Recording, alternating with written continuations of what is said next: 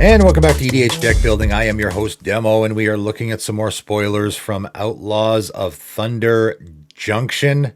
Let's get right to it. Let's look at some new commanders this time. So Annie Flash, the veteran, 3 red, green, and a white. Human Rogue 4/4 with Flash. So Annie the Flash has Flash. That makes sense, I suppose. When Annie Flash, the veteran, enters the battlefield, if you cast it, return target permanent card with mana value 3 or less from your graveyard to the battlefield tapped. That's a very usable ability in so many different situations. Whenever Annie Flash becomes tapped, exile the top 2 cards of your library. You may play those cards this turn. Okay. Impulse draw whenever your commander becomes tapped. I mean, obviously there is build-aroundable stuff here. This feels like a very good stuffy commander to me. I would say that this would be a great commander to have for a Method 2 deck, as I would say. I mean, you certainly could build around it. You could find lots of great mana value 3 stuff that maybe you could sacrifice and get back. You can play around the impulse draw a little bit, obviously, casting stuff from exile and stuff like that. Going forward, I probably will do this a lot.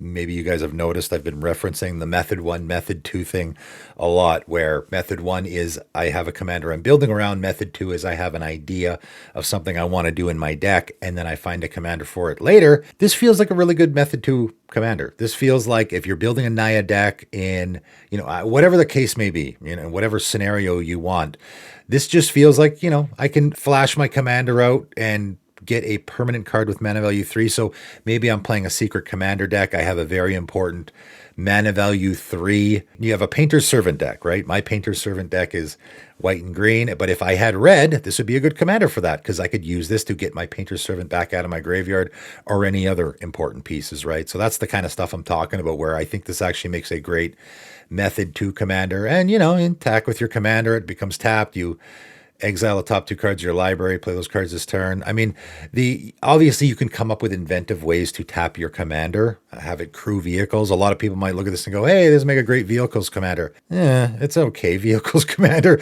There's probably a lot better vehicles commander. Just tapping your commander doesn't require a whole lot of groundbreaking imagination, right? And then the payoff is you're just getting impulse draw 2.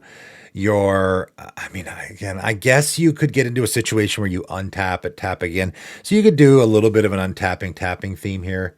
To me, though, this feels like a sort of good stuffy commander where I have not good stuff, but just a nice value-y commander that is a support commander for a more Method 2 style of deck.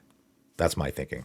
Let's talk about some of I believe these are the face commanders for the precons.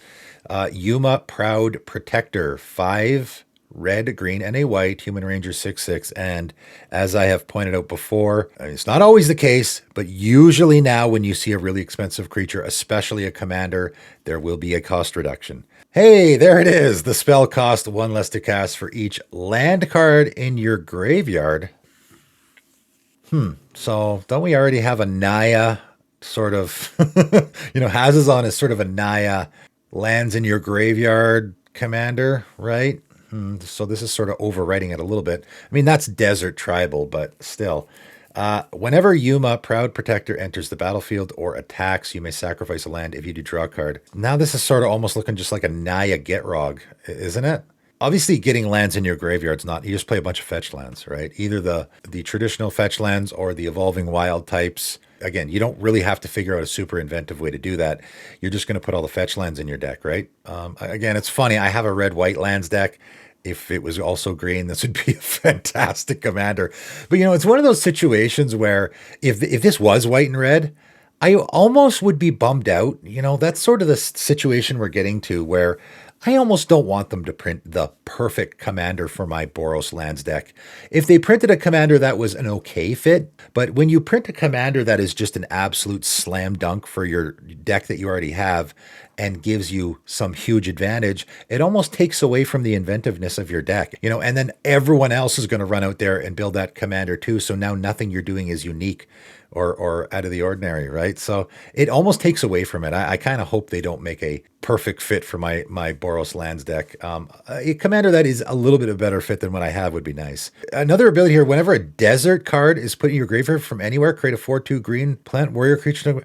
So it literally is just completely overwriting Hazazon. It is doing deserts. Man, why wouldn't you just do this in different colors? Like make it Mardu or something. I guess you probably need green. So maybe Jund or something.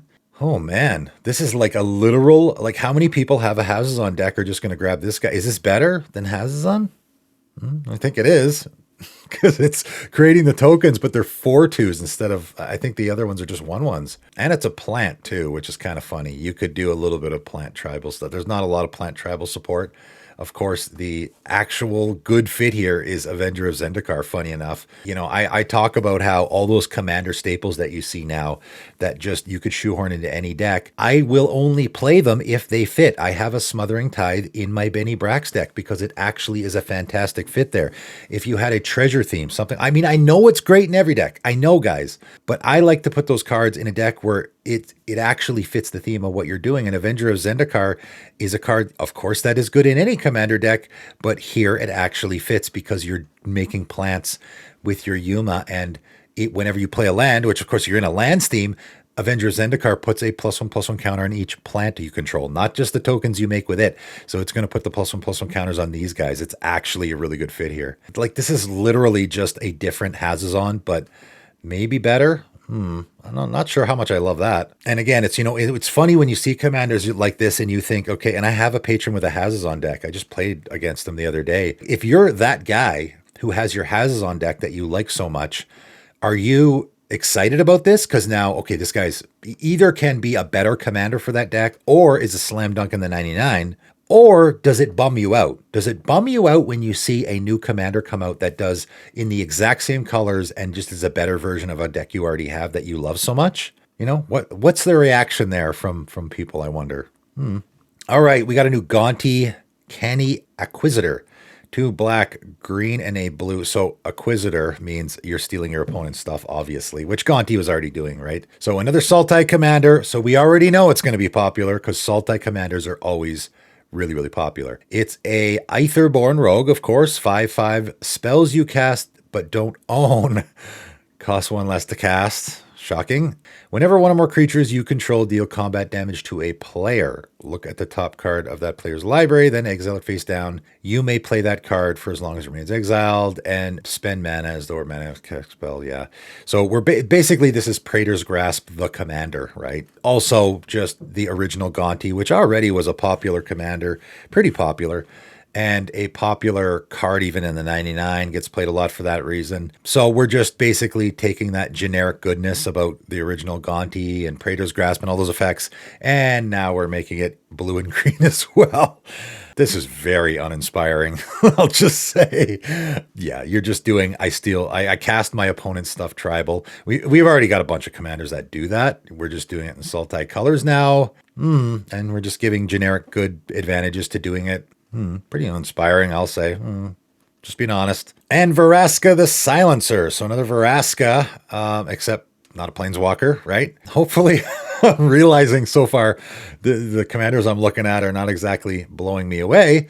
Let's see if we can do a little better here. 1 black and a green. Gorgon Assassin 3/3 with Death Touch, of course. Whenever a non-token creature an opponent controls dies, you may pay 1 if you do. Return that card to the battlefield tapped under your control. Oh boy. It's a treasure artifact with sacrifice this artifact, add 1 mana color, and loses all other card types. Oh. Okay. I was going to say that's absurdly busted because I thought you just got that creature. Like for a 3 mana commander, that's absurd. But it turns into a treasure. So how good is that? I mean, obviously it's a non-token creature. Your opponent's creatures are dying all the time. Honestly, the payoff here is not super great. Your opponent is still getting the dies trigger. It is still dying. So if it's a sad robot, it is going to get them a card draw. You will then get it. It's a treasure artifact with and loses all other card types. So does it still get the ETB? It's not shutting off abilities here, right? So I steal my opponent's sad robot. It comes into play under my control. Do I not get to go get a land? I think I do, right? If you do, return that card to the battlefield tapped under your control. It's a treasure and loses all other card types. So it's not an artifact or a creature anymore. I mean, it is an artifact. It's not a creature anymore, but it doesn't say it loses the abilities. So I think I still get all the other abilities, right? So even though it is a treasure, man, what could you do here? You could do some interesting things here. What you could do, I mean, I'm pretty sure it still has all the other abilities. So if you get your opponent's Sakura Tribe Elder, you can sacrifice it to go get a land because even though it's not a creature anymore, it still does that thing, right? Merkel, Lord of Bones, would be a commander that essentially does that for you. It turns it into an enchantment, but it still has all the abilities, right? So you're just doing the same thing here, but with your opponent's creatures, and you're basically turning them into artifacts instead of enchant. So it's doing the same thing as a Merkel deck, except you're doing it to your opponent's creatures. Obviously, you're just going to want a ton of removal. That's what's going to make this command. Like, this is very interesting for sure. And there's probably a lot of neat things you can do here. You know, other than the obvious stuff, I'm going to put a bunch of removal in my deck. Your opponents aren't going to love playing against this. I'll just say it's going to be kind of unfun because you're just going to be killing their creatures all the time to steal them. That's one of the drawbacks of this commander is your opponents are just going to get annoyed because you're constantly killing their creatures. You could do some funny things here though, like donate creatures to your opponents and then kill them because you get them back. Like if it has an ability you want, something like that. You could also do turning creatures, non-artifact creatures, into creatures. So if my opponent has an Akroma's Memorial, Xenic Poltergeist, right? I Xenic Poltergeist it and turn it into a creature, and then I kill it. And that isn't a creature an opponent controls dying, and I pay one, and I get their Akroma's Memorial. It'll be a treasure artifact, but of course it still has. Again, I'm quite certain it still gives all your creatures protection from black and red and trample and flying and haste and whatever else, right? So that's another neat thing. I would definitely throw Xenic Poltergeist in this deck. That would be a super neat fit. It's neat. It's definitely of the commanders I've looked at so far, would say it's the most interesting with a lot of different things you can do. The only drawback here is that you're in the situation where I'm filling my deck full of removal and I'm constantly killing all my opponent's creatures because that is what my deck wants me to do, and I'm for that reason going to be annoying everyone constantly. That's sort of the drawback here, unfortunately, but you know, just goes with the territory. All right, I'm going to end off by talking about not a legendary creature, but a card that I think might be the most popular card from this set already. That's right, on day one. It's hard to say with these things. Insatiable Avarice is certainly going to be a really popular card in the format. There is a few of these spree cards, and I'm calling it now. The spree cards are probably going to be the most chased cards from this set. They're all fantastic. So the spree mechanic, new mechanic from this set, choose one or more additional costs. So in other words, they're modal. They're all modal. That's what makes them great. Modal cards are always fantastic in the commander format, as I say all the time, because you never know what your opponents are doing given any given situation, and you never know when you're going to draw them either. You might draw this card early in the game, you might draw it later in the game. And if you draw it early in the game, you probably want the card draw option, and if you draw it later in the game, you want the tutor option. That's right, this card is both drawing cards and tutoring. That's why I think it's going to be maybe not the most popular, definitely going to be one of the most popular cards from this set. So it is a 1 black mana sorcery. So when you cast it, you're paying the black, but you're also paying an additional cost, being you're either going to pay 2 colorless or you're going to pay black and a black. If you play the 2 and a black, search your library for a card, then shuffle and put that card on top.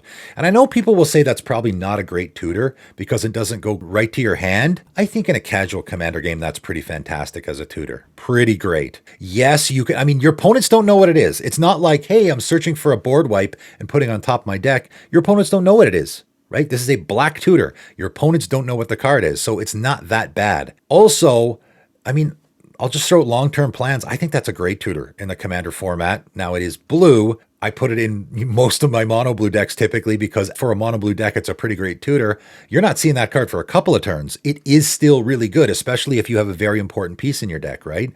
You can go get it. I can wait till next turn. You know, I don't have to end the game right now. To me, that is still a pretty good tutor. I know people are going to say, oh, demonic tutor, vampiric tutor, way better. Of course they are. But I think that's a pretty great tutor. And it also is a fantastic, I think, draw option. So if you pay the black option, so 3 black total, target player draws 3 cards and loses 3 life. That to me is barely. Like, I am a guy, and I've talked about on my channel quite a bit. I don't like Nice Whisper. I don't like Sign in Blood. I think those are terrible draw options only because it's not enough for me. I know people like those options. They're some of the most popular draw options in the entire format. 2 cards is not enough for me because you're replacing the card that you're losing. When you cast a Sign in Blood, I'm losing a card in my hand because I'm casting Sign in Blood, so I'm only up 1 card. That's it.